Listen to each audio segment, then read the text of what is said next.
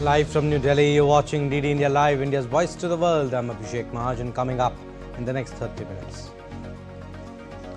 US President Donald Trump's West Asia envoy Steve Witkoff meets Israeli hostage families in Tel Aviv, says working on a plan to end Gaza war. Philippines President Ferdinand R. Marcos Jr. to begin 5-day state visit to India from August 4. Visit coincides with 75th anniversary of India-Philippines diplomatic relations. And in Jammu and Kashmir, anti-terror operation continues in Nakal, Devsar area of Kulgam district. 3 terrorists neutralized so far.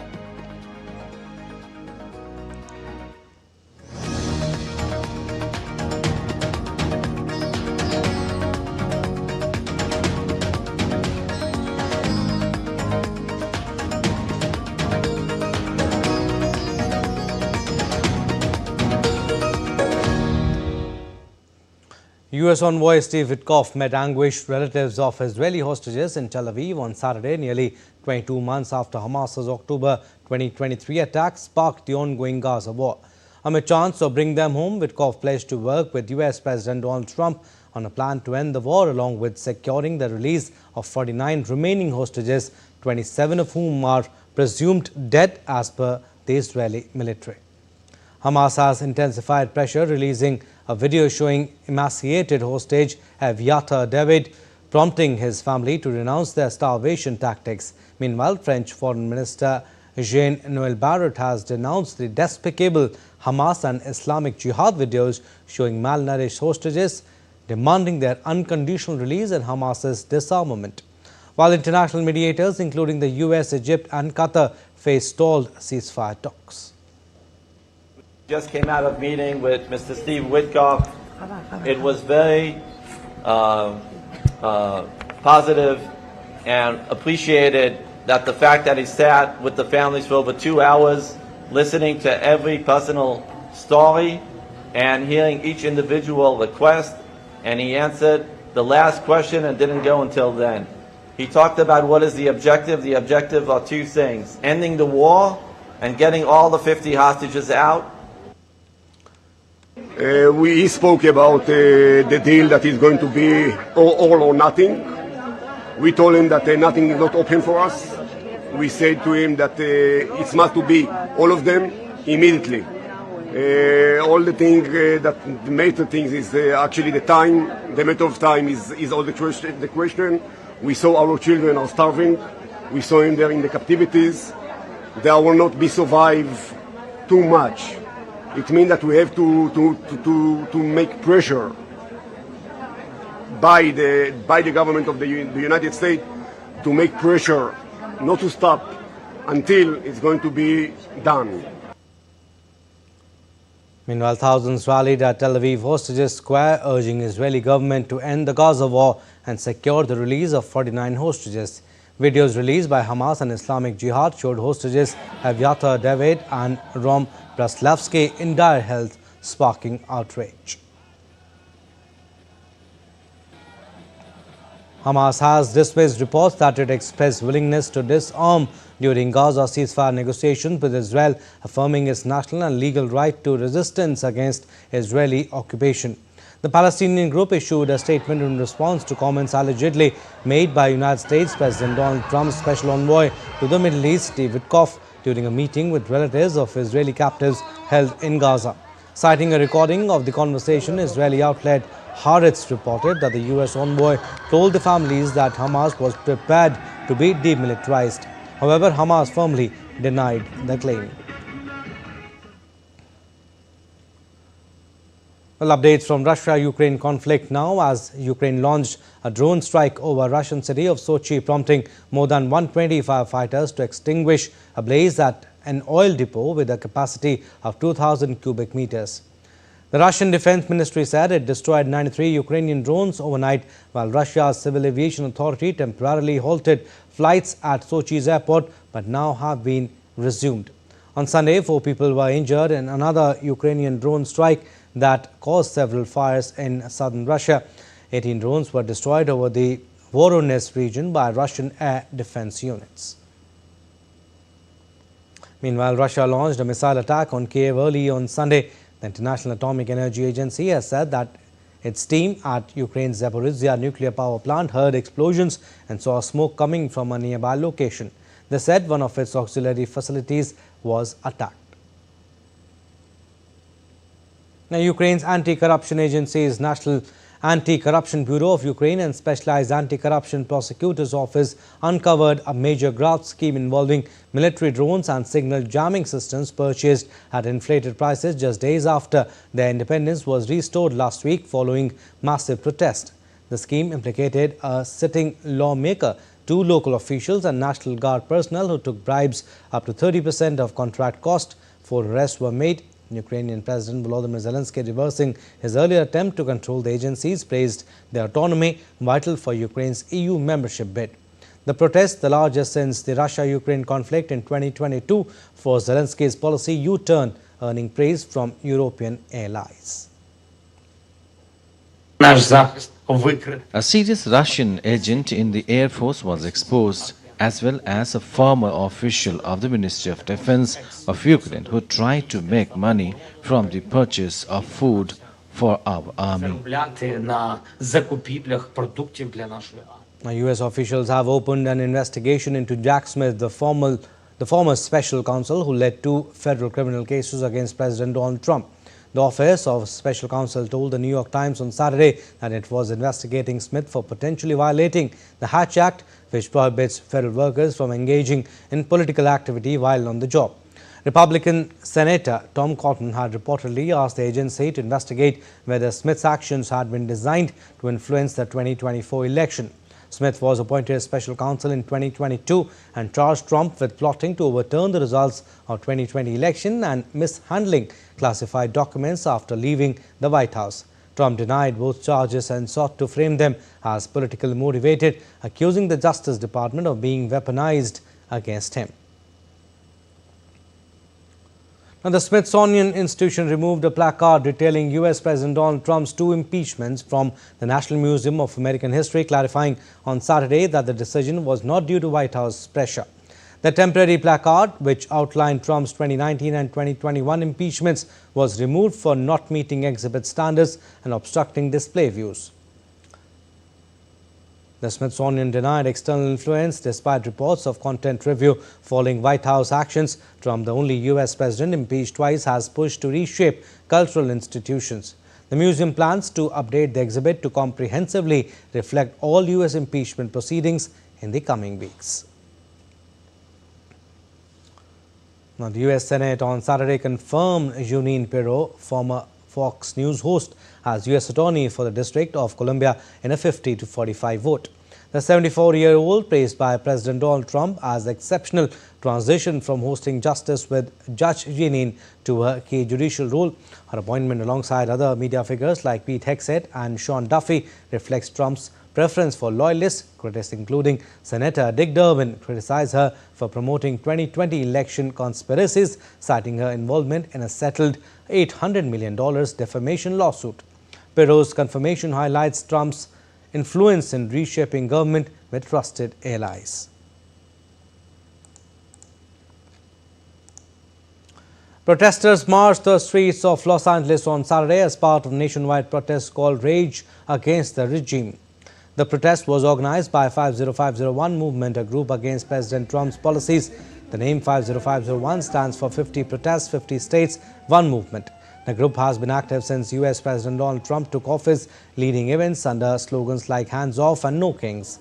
Saturday's protest focused on opposing Trump's action on immigration, mass deportations and federal budget cuts. Similar rallies were planned in about 350 cities across the United States.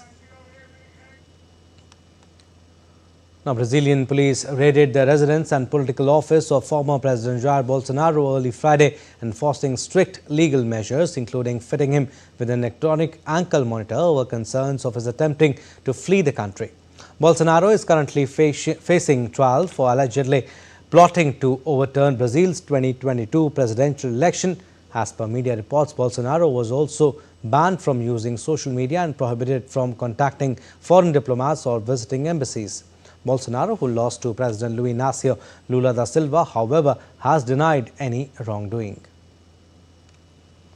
Friday's raid followed reports that Trump attempted to pressure Lula into halting Bolsonaro's prosecution by threatening Brazil with severe tariffs.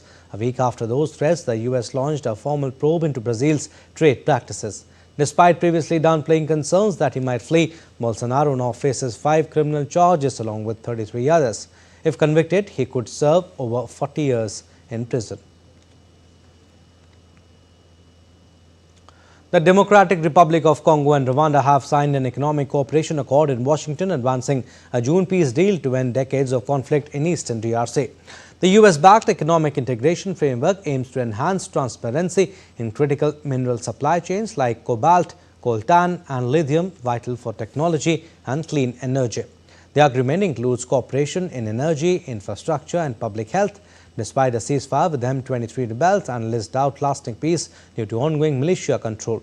The African Union and UN welcomed the deal, but thousands remain displaced amid recent violence.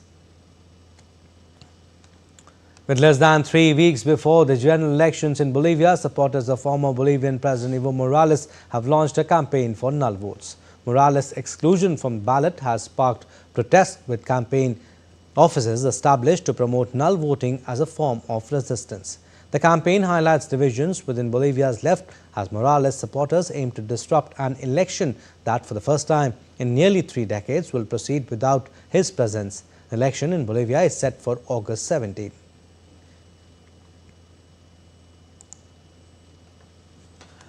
The Krasheninnikov volcano on Russia's Kamchatka Peninsula has erupted for the first time in approximately 600 years, sending ash plumes up to 6,000 meters high.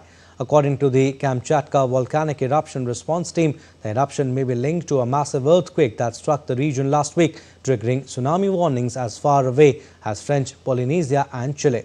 The team said that Krasheninnikov's last lava effusion took place on 1463 plus minus 40 years, and no eruption has been known since. The eruption has been assigned an orange aviation code indicating a heightened risk to aircraft. The Dragon Bravo fire in Coconino County, Arizona has scorched over 112,341 acres of land, with containment at just 11% as of Saturday afternoon. The fire, sparked by lightning, has prompted mandatory evacuations and threatened nearby communities, including the North Rim area of the Grand Canyon. Despite efforts, the blaze has destroyed iconic structures like the historic Grand Canyon Lodge. Let's now take a look at other stories making news around the world. Obesity is costing the Bulgarian economy nearly €6 billion each year. The findings highlight a growing public health and economic crisis that extends far beyond rising medical bills. Obesity rates in Bulgaria have continued to rise over the past decade, driven by sedentary lifestyles, poor diet and limited access to preventive health care. Experts warn that unless stronger measures are taken, the financial impact will continue to grow. A 35-pound green sea turtle named Haven was freed at a crowded Sombrero Beach in Marathon. The 8-year-old endangered green sea turtle spent the last 6 months rehabilitating at the Turtle Hospital after being rescued wrapped in fishing line. Following months of rehab, laser treatment and fighting cancer, Haven was declared healthy and ready to return to the sea. Visitors braved the conditions and travelled for hours to see heavy snowfall in the New South Wales town of Gaza. Locals and visitors made the most of snowy conditions, enjoying snowball fights, building snowmen, taking photos. Queensland resident Brendan Goff travelled from Queensland to see snow for the first time.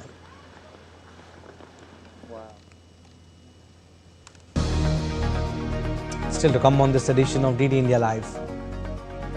8 OPEC Plus members will likely approve another oil output hike today. And the Amarnath Yatra suspended along both routes from today due to heavy rains.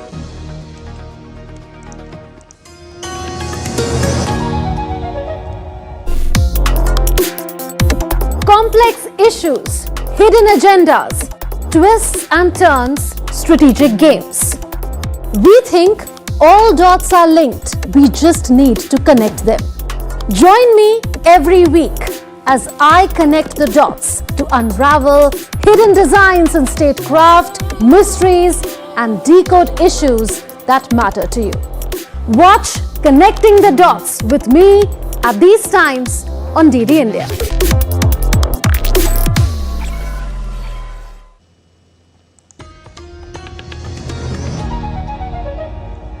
Welcome back. You're watching DD India Live. I'm Abhishek Mahajan. Saudi Arabia, Russia and 6 other key members of the OPEC Plus alliance are expected to further hike oil production in a meeting on Sunday. A move analysts say is aimed at regaining market share amid resilient crude prices.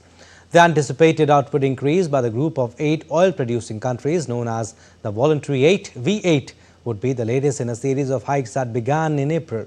In a bid to boost prices, the wider OPEC Plus group, comprising the 12-nation OPEC and its allies in recent years, had agreed to 3 different tranches of output cuts that amounted to almost 6 million barrels per day in total. Since April, the V8 group has placed increased focus on regaining market share over price stability, a policy shift after years of enforcing production cuts to prop up prices. Saudi Arabia, the group's most influential member, relies heavily on oil revenues to finance its ambitious plan aimed at diversifying the economy. At the invitation of Prime Minister Modi, President of Philippines Ferdinand R. Marcos Jr. will pay a state visit to India from 4th to 8th August. He will be accompanied by First Lady Madame Luis Araneta Marcos and a high-level delegation including several cabinet ministers, other dignitaries and senior officials in addition to business representatives. This would be the first visit of President Marcos to India since assumption of office of the President of the Philippines. During the visit, Prime Minister Modi and President Marcos are scheduled to hold bilateral discussions. President Marcos will also be meeting his Indian counterpart Draupadi Murmu. Both countries have since developed a strong partnership across a wide spectrum of areas including trade and investment, defense and security, maritime cooperation, agriculture, healthcare, pharmaceuticals and digital technologies. Union Minister Ashwini Vaishnav has highlighted India's economic ascent, citing the IMF's World Economic Outlook. India's GDP growth is projected at 6.4% for 25-26, outpacing the US, which is at 2%, and China, which is at 4.8%, solidifying its status as the fastest growing major economy. The IMF data released July 2025 reflects India's fiscal year with growth forecast at 6.7% for 2024 and 6.4% for 2026. Vaishnav emphasized this milestone amid global economic shifts, boosting India's global economic narrative. And in a major push towards regional development and fulfill long-standing public demands, Indian Railways today launched 3 new express train services from Bhavnagar, Gujarat. The inauguration was led by Union Minister for Railways and Information and Broadcasting Ashwini Vaishnav during his visit to Gujarat's Bhavnagar, accompanied by Union Minister for Youth Affairs and Sports Dr. Mansukh Mandavia. The new services aimed at improving interstate travel and boosting economic ties between Gujarat and other regions of India. The newly inaugurated trains include Bhavnagar to Ayodhya, Rewa to Pune and Jabalpur to Raipur. These services are expected to significantly ease travel for pilgrims, students and professionals while also strengthening trade and tourism links. Now, Operation Nakal in Jammu and Kashmir's Kulgam districts has entered its 3rd day on Sunday, with security forces continuing their anti-terror efforts in the Akhal-Devsar forest area. In the latest updates, security forces have neutralized 3 terrorists so far, while 1 soldier has sustained injuries. Elite para forces supported by advanced surveillance technology are spearheading the mission. Senior police and army officials are closely overseeing the operation, which remains dynamic with ongoing exchanges of fire. The area is under a strict cordon as security forces maintain heightened vigilance. The joint effort by the Indian Army, J&K Police and Central Reserve Police Force involves intense firefights amid challenging terrain.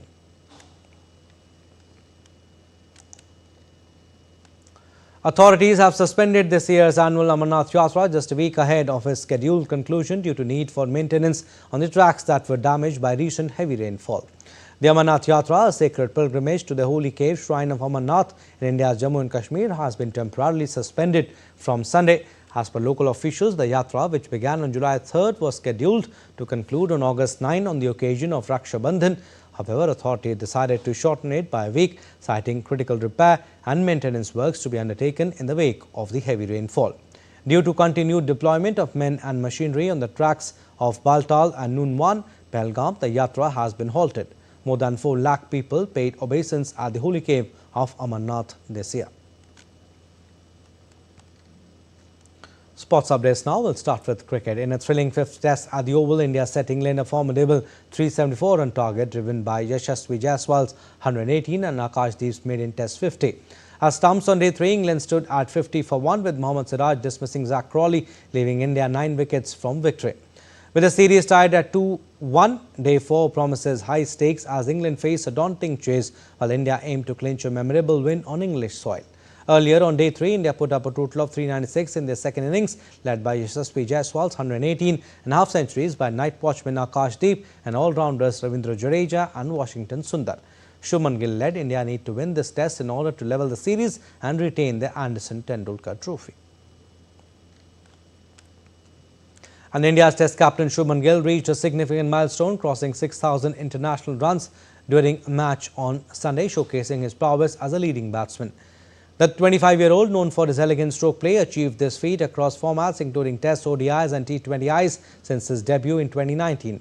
Gill's milestone underscores his rapid rise as a cornerstone of India's batting lineup and a key figure in the team's leadership.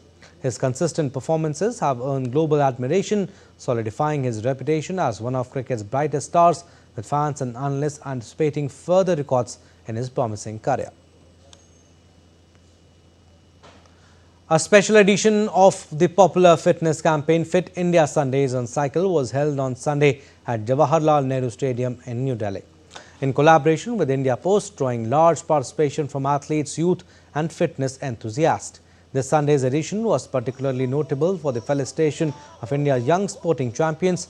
4 rising stars of Indian basketball, Arman, Ansh Tomar, Shekhar Rathi and Krishna Suneria, were honoured for winning the gold medal at the 2024 South Asian Under-16 Basketball Championship. Organised under the banner of Fit India Movement, an initiative of Ministry of Youth Affairs and Sports, the weekly cycling event promotes cycling as a sustainable, environment-friendly and health-conscious lifestyle choice.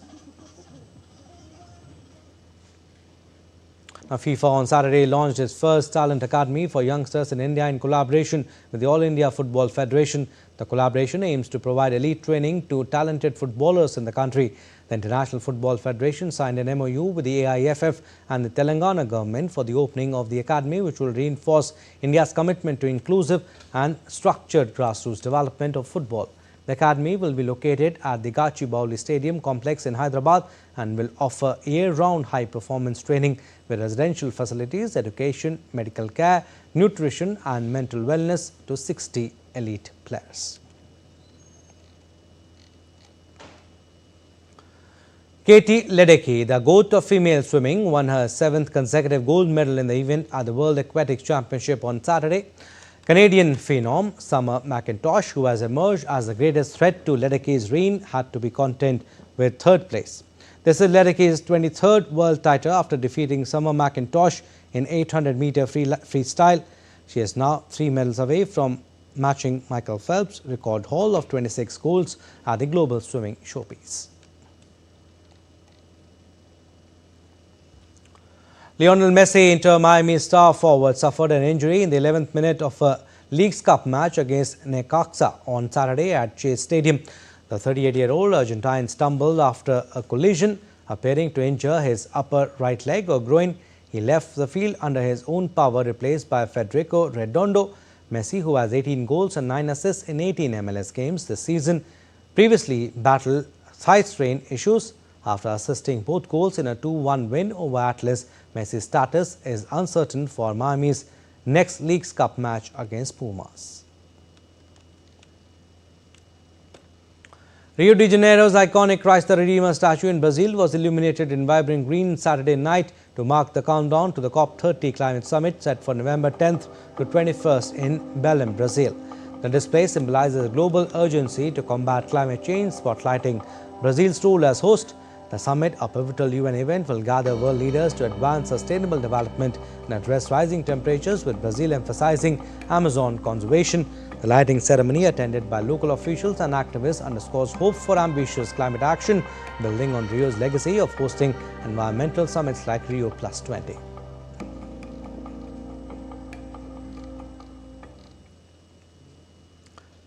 Well, that's all we have in this edition of DD India Live. But do let us know your thoughts on the news of the day. For those on the go, you can get all the latest news and updates from India and across the world on DD India mobile app. The app is available on both Android and iOS platforms. Scan the QR code on the screen to download now. And we'll be back with more news as it breaks here on DD India. I'm Abhishek Mahajan. From all of us here in Delhi, thanks for watching DD India Live.